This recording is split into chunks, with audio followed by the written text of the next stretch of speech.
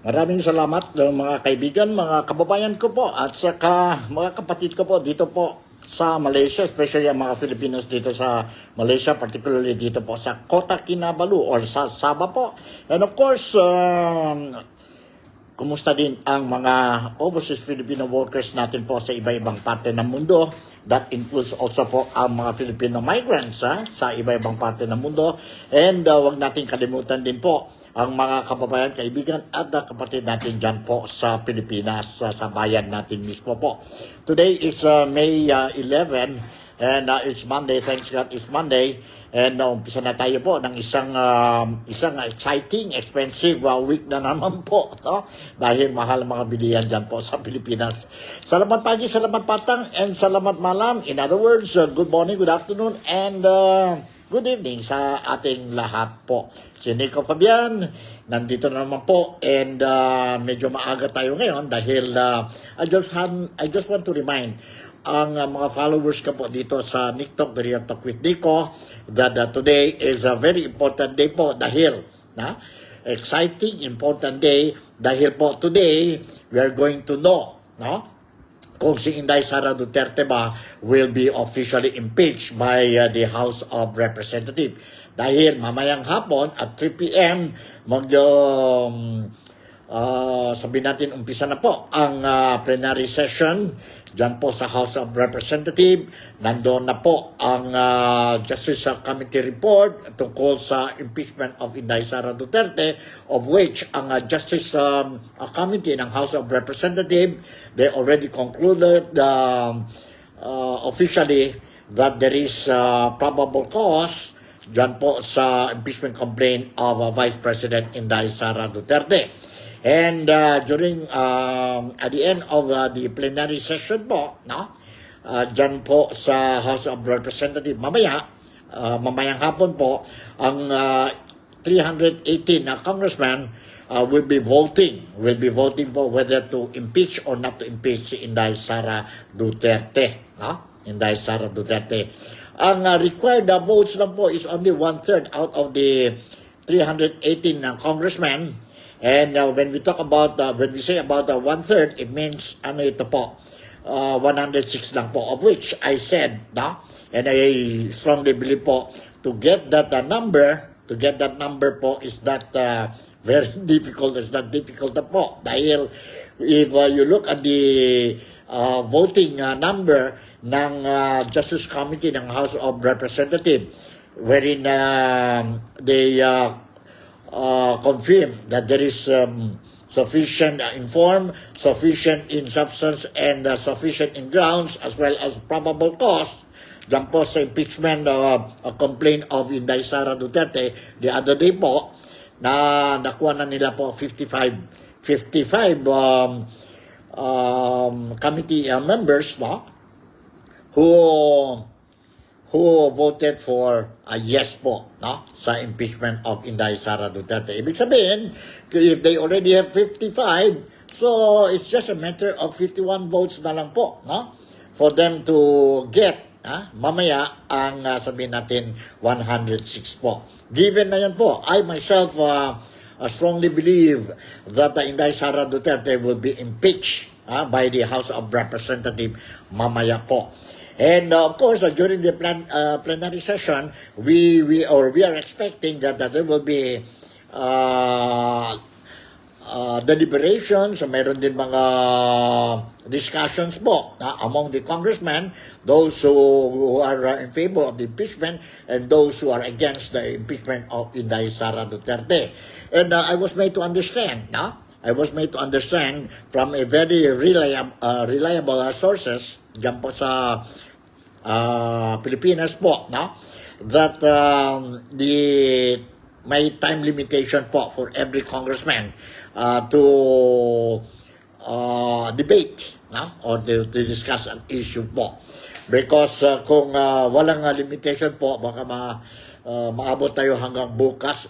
We have a total of 318 congressmen. And the votation will be, nominal votation. Ibig sabihin po, every congressman will be called the name, and then they will give their vote yes for the impeachment and no for the no impeachment of Inday Sara Duterte. After which, no, it will be transmitted immediately to the Senate for the Senate to also jumpstart ang full-blown impeachment trial of Inday Sara Duterte. So yon ang topic natin po. I won't stay long, but I just wanna to remind you na mayroon na tayo po, no? Dumating na ang araw, today po, na we have been waiting mamayang alas 3 ng hapon po. And I have a video clip dito po, an interview kay si Idol Ted Filon, kay former Senator and former Senate President Frank Drilon regarding itong issue po, ng impeachment of Inday Sara Duterte. Maganda ito po, just as a reminder, it will just remind us na ano talaga ang kaso or ang sitwasyon ni Inday Sara Duterte po when ang Kongreso po will be voting mamayang hapon. But before giving you ang mga video clips po, let me share with you po ito muna ang news article na lumabas dyan po sa Philstar, dyan po sa Pilipinas. And ang title ng or heading ng news article is House Votes Today on VP Impeachment. And nandito na po. Members of the House of Representatives are expected to cast their votes as the chamber resumes session this afternoon or today ito po as they move to impeach Vice President Sara Duterte, the second time for the nation's second highest official. Lawmakers have predicted that the leadership of Speaker Faustino D. III can easily master the minimum requirement of 106 votes, minimum requirement of 106 votes, and send the article of impeachment to the Senate for trial. We are anticipating that we will be given the opportunity to defend the committee report, to defend the findings of probable cause, to defend the articles of impeachment. House Justice Committee Chairperson Representative Gerville Luis Ro said. Representative Terry Ridon predicted last week that the garnering 215 votes may be a walk in the park, matching or even surpassing the vote in the first impeachment move in February 2025. Deputy Speaker Rolando Puno sees as a minimum of 180 for impeachment. Voting in plenary will be done via nominal voting, with each House member allowed to explain his vote. The plenary proceedings will tackle the report and the resolution approved by Luis Ro Committee after weeks of hearing into the allegation involving a total of 612.5 million pesos in confidential funds, unexplained 6.77 billion pesos wealth, bribery, and threat against top government officials that include the President, First Lady, and the former Speaker of the House, Representative Martin Romualdez po. So, yon po, no? Yon ang we will be closely monitoring po. Ako mismo po, I'm going to monitor ang online ito po, no? Live ito po sa mga media po, no? Media outlets dyan po sa Pilipinas mamayang alas 3. And timing din, mamayang alas 3 din po ang mag-resume din po ang Senado, ang session nila po, and mayroon ng mga haka-haka that there will be a kudeta. What do you mean by a kudeta? Ibig sabihin po, may plano, may mga storya lumalabas since yesterday and the other day po na may kudeta to replace si incumbent na Senate President na Tito Soto, Vicente Soto po as President of the Senate, and he will most likely be replaced.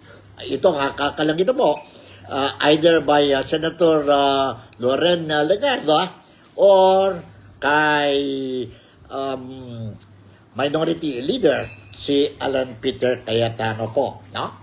Alan Peter Cayetano. And according to the statement made by Tito Sen, no? He is there only to serve, ang purpose niya as a responsible Senate President in the event. Wala nang trust or confidence sa kanya po, is more than willing to step down kung may number na po ang those who wants to change ang leadership ng Senado. At least they need something like 13 senators in order to be successful in replacing ang present Senate President natin si Tito Soto po. Hakakalam to po, and hindi ito sigurado po. Let's see po, because this is the third time na po narinig natin po na may plan na kudeta against Tito Soto or Senate President Vicente Soto. Alright, so punta na tayo po ngayon, diretso na tayo po sa interview ni Ted Filon kay former Senate President and ex-senator, si Senator Frank Drilon, regarding itong issue po. And I will share with you itong mga video clips po, and it's up to you po to make your own opinion, to make your own assessment, and whether to believe it or not, kayo nang bahala po. No? What I'm trying to do is just to share with you ang interview ni Ted Filon kay ex-Senator Frank Drilon kaninang umaga po during their program, Ted Filon and DJ Shasha this morning po. No? And okay, nandito na po. Let's watch and listen to this po. And ayan, alright. So, let's watch and listen to this. Okay? Ready na ba kayo? Alright, let's watch and listen to this video clip.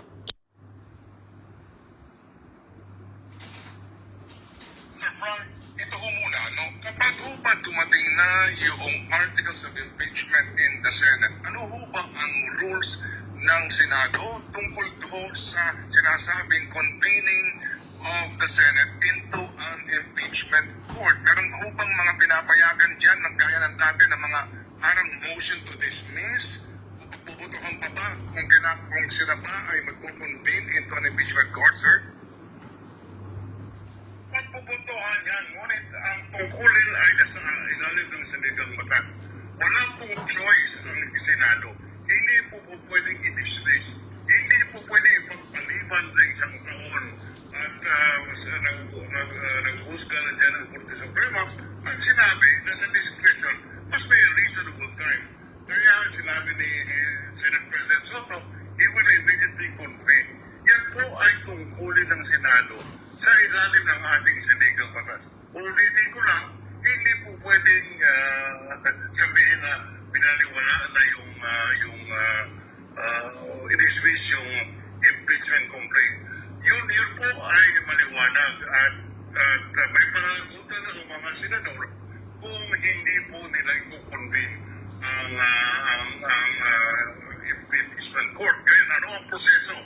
Pagdating po ng impeachment complaint sa Senado, mayroon pong motion to convert the Senate or to convene the impeachment court. Dahil po, ang Senado ay isang legislative body at ang tungkulin lang sa impeachment court ay isang pong karagdagan na dagdag sa kanilang tungkulin.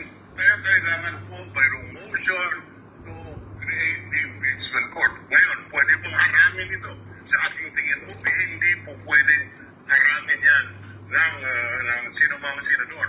At yan po ay pwedeng dalhin sa Korte Suprema at yung sinasabi natin sa mga abogado, hihingi ng writ of mandamus. Ibig sabihin, pwedeng utusan ng Korte Suprema ang Senado na sasabihin sa ilalim ng ating saligang batas mayroon po yung tungkulin upang buuin yung impeachment court at umpisahan forthwith ang trial.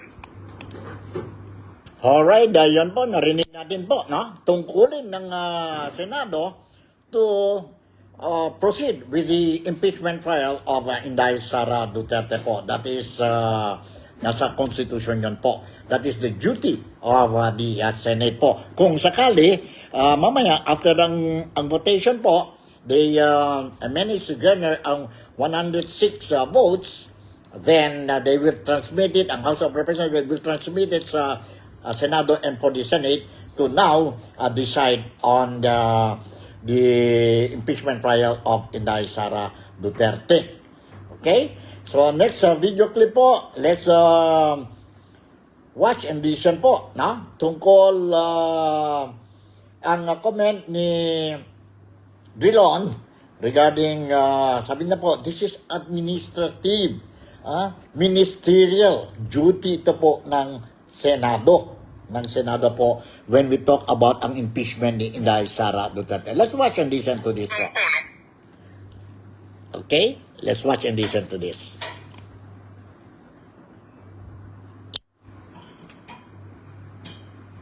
Gaya nga nung ating napanood during the time ng unang impeachment po, dapat mag-convince sila through a motion, pero kapag may kumontra dito at magkaroon ng mga question na naman po, debate, pwede pa rin itong ilapit na Supreme Court, which will cost another delay kung sakasakali. Ano ho ba ang magiging papel dito ng presiding officer? Kung may presiding officer, kung siya po'y naniniwala na ito po'y tungkulin sa ilalim ng sinekang batas, he must convene. Tungkulin po niya, ang sinasabi namin yan ay ministerial duty. Wala pong choice kung hindi to convene. Ulitin ko lang, yan po ang sinatawag natin walang diskresyon at ministerial. Kung hindi po nila i-convene, yan po mayroong sinasabing grave abuse of discretion at pwedeng i-correct ng Korte Suprema yan. Kung sakasakali.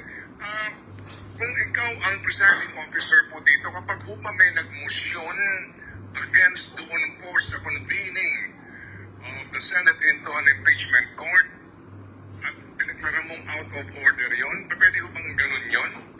O pwede rin pong kapag may nag-motion na hindi tayo mag-convene dito at pumabor dito yung iba at manalo yung majority vote dito, out of order ho ba? Paano ho yan kung kayo pong presiding officer, Senator Frank?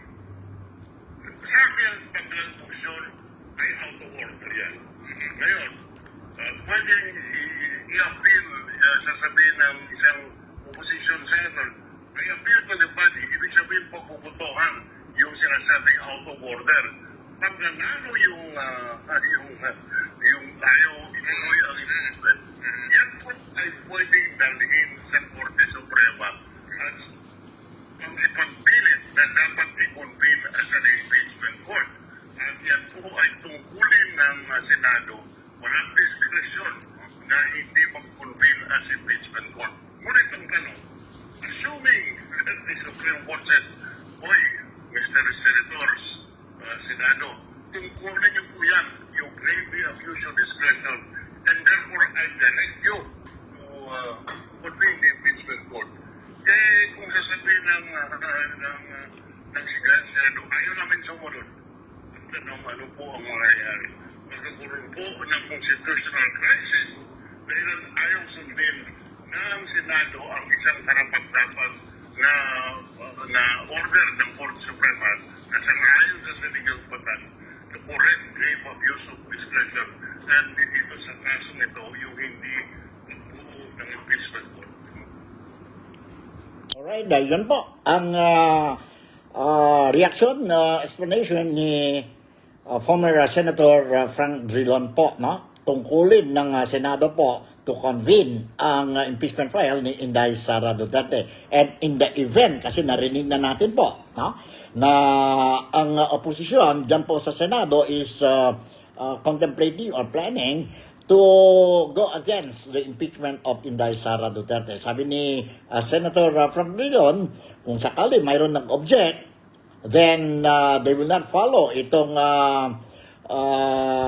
duty ng Senado po, then may right naman po ang Supreme Court to say na kailangan you have to follow ang Constitution po, ang Constitution to proceed to convene ang impeachment trial ni Inday Sara Duterte, ni Inday Sara Duterte.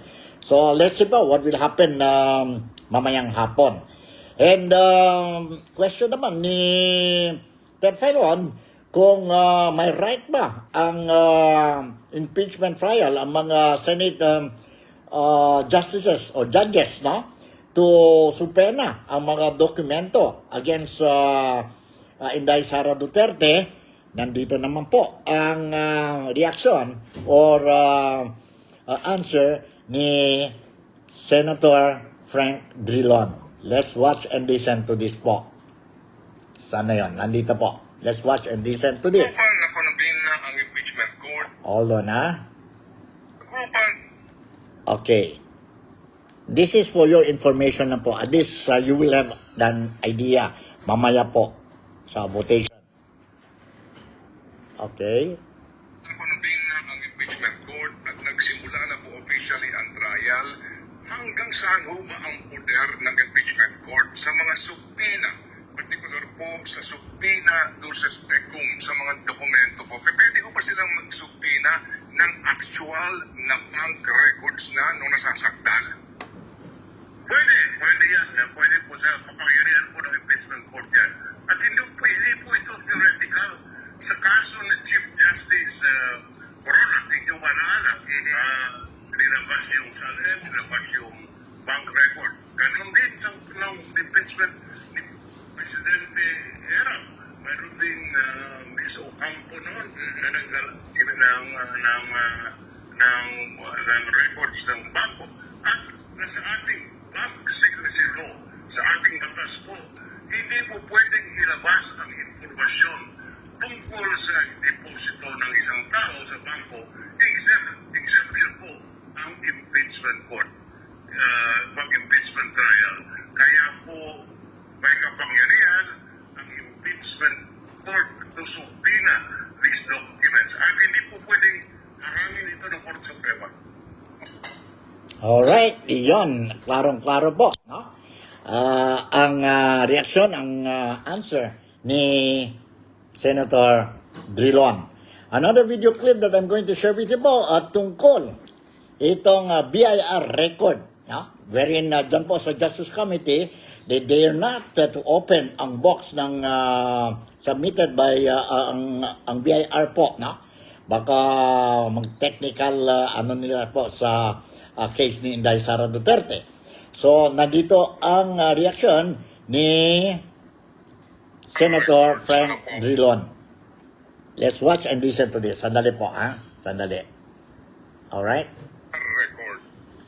Itong BIR record issue. Let's watch and listen ang answer ni Frank Drilon.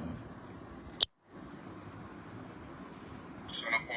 Doon po sa corona impeachment, naaalala ko, ang naging basihan po sa release noon ay ang mismong pagpapahintulot ni Pangulong Aquino kay BIR Chief Tim Henares na ito ay buksan dito po sa impeachment trial. Kung hindi po pag gumalaw dito ang presidente gaya nung nangyari po sa impeachment ni Corona at ni Tim Henares, dito po ba may poder din ang impeachment court na pabuksan po yung BIR records ni VP Sara at maging ang kanyang mister? Subject to further study. Sa tingin ko, Byron, hindi ko po malala yung mga nangyari nung nakaraang impeachment.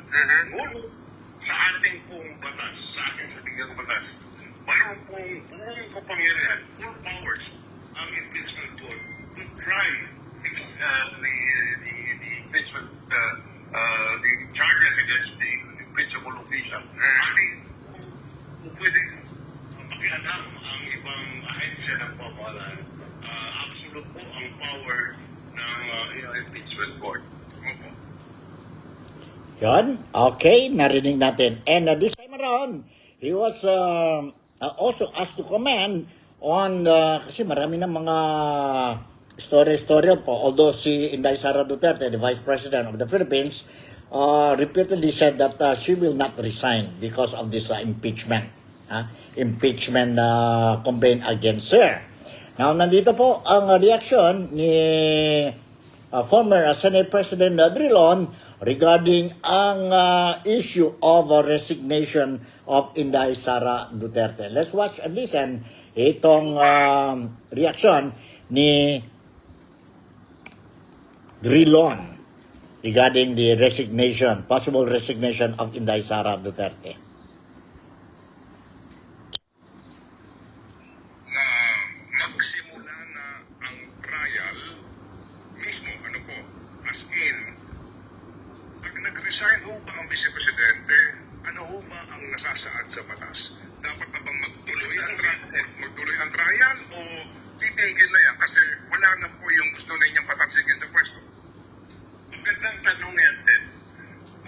Yung conviction in an impeachment trial, dalawa po ang penalty yan. Pag na-convict sa atin, pag na-convict ang isang impeachable officer sa impeachment court, dalawa po ang parusa. Una, patalasikin siya sa kanyang tungkulin. At pangalawa, perpetual disqualification from holding public office. Yan po ang dalawang parusa. Ngayon, kung nag-resign ang impeachable officer, ibig sabihin, maging academic yung penalty na patalasikin siya dahil wala na siya sa pwesto. Ngunit yung perpetual disqualification from holding public office bilang isang parusa ay nandiyan pa rin. At yan po ay theoretically pwedeng ituloy at dapat ituloy at may tungkulin ituloy ang paglilitis ng kaso. Dahilan po mayroon pang penalty. Of course, then, ito po idadalhin sa Korte Suprema at lahat ng mga argumento ilalabas laban dito sa pagpatuloy ng paglilitis kagaya ng jurisdiction dahil sasabihin nila wala ng jurisdiction ng impeachment court.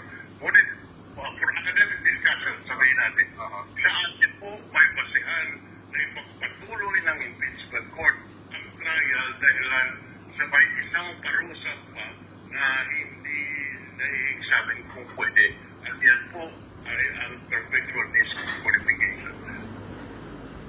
Alright, yon po, narinig natin ang explanation ni Senator Drilon.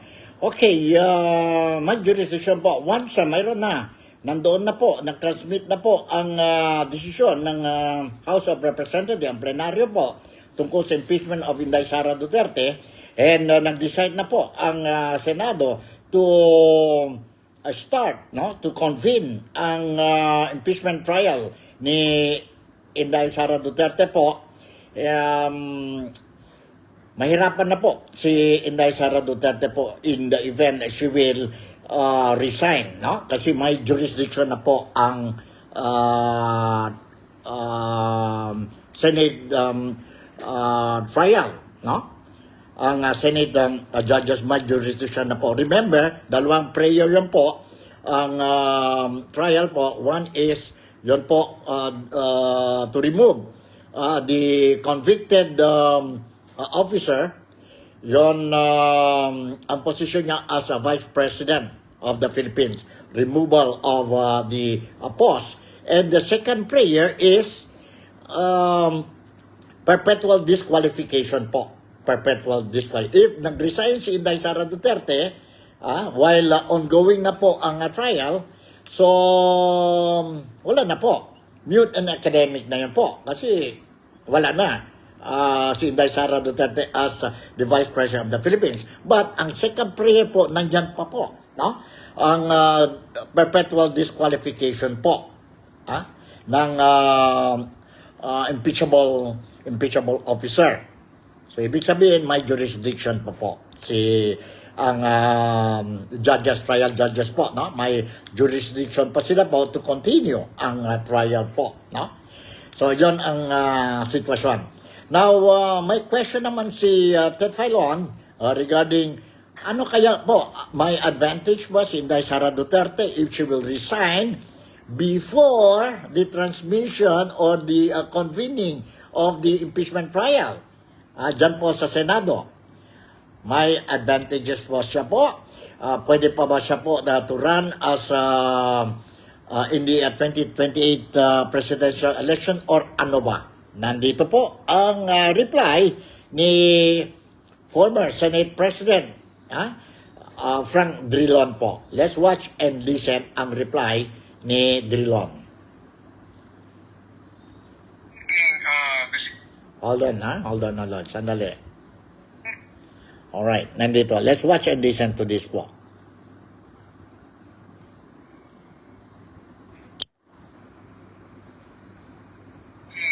Desisyon man lamang din po ng Vice Presidente to resign, she might as well resign before the transmittal in the Senate. Tama po yan. Mas marami siyang argumento in her favor. Okay. And tama ho ba ang pag-aanalisa na ang danger dito po, no, kung sakasakali na talagang may itinatago na mga malalaking bank deposits na mahirap ipaliwanag ng Vice Presidente, ang danger dyan is that kapag tumuli ka sa trial, malantad ang lahat ng ito, yun na po ang pinakamalaking danger po dito sa katauhan po ng ating Vice Presidente. Tama po yan. Ngunit, hindi ibig sabihin na kung wala ng impeachment, hindi ko na mailabas yun. Dahil po mayroon tayong ombudsman. Alright. Pwede po magkakaso sa anti-graft court. Pagkukul dyan. Pero ang ombudsman ho ba, meron siyang poder po to subpoena bank records or paano po? Meron po. Meron siyang kapangyarihan, ombudsman. Yes. Dahil lang po ay ang Sandigan Bayan ang may kapangyarihan dyan pag nagkaroon na ng anti-graft trial. Yung ombudsman kasi is just like a fiscal. Okay. Siya determine kung mayroong kaso for violation of anti-graft. Yung administrative power ng ombudsman to dismiss a public official. In this particular case, maging academic dahil nag-resign na yung impeachment official. O nga po, kasi... Alright, klaro-klaro po. Narinig natin ang answer ni Senator Frank Drilon. Again, now, ganito yun po. Again, in the event na si Inday Sara Duterte will decide, of which she repeatedly said that she will not resign po as a Vice President dahil lang po sa impeachment complaint. But in the event she will resign, pero nag-umpisa na po, o na-convene na po ang impeachment trial dyan po sa Senado, na it doesn't mean na absueldo na siya po, no? Ang problema, as what I said, and as what I understand, no, na may dalawang prayer yan po. Removal from the position of Inday Sara Duterte is one prayer, and the other prayer is perpetual disqualification of Inday Sara Duterte. No? So, hindi nag-answer ang prayer 2, so pwede din magtuloy ang trial, so that they will know they will address itong prayer 2, perpetual disqualification po, even nag-resign na po si Inday Sara Duterte. Alright, in the event si Inday Sara Duterte also po decides to resign before the official trial, full-blown trial of the impeachment complaint against Inday Sara Duterte dyan po sa Senado, then okay, pwede din yan po.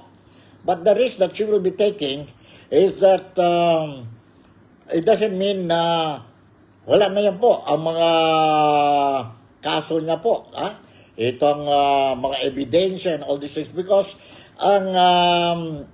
the other side po who is going for the impeachment of Inday Sara Duterte, and any ordinary Filipinos po can file criminal charges against Inday Sara Duterte because she is now, kung nag-resign siya po, she is now an ordinary citizen sa Pilipinas po. So there is big a possibility na mayroon mga criminal charges po.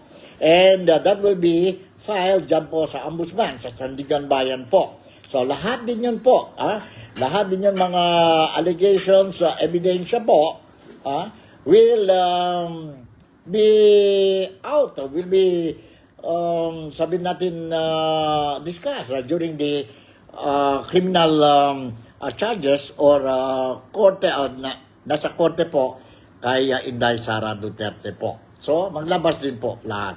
Kaya nga many are saying, especially ang kampo ni mga Duterte po, na wag mag-resign si Inday Sara Duterte and proceed with the impeachment trial dyan po sa Senado.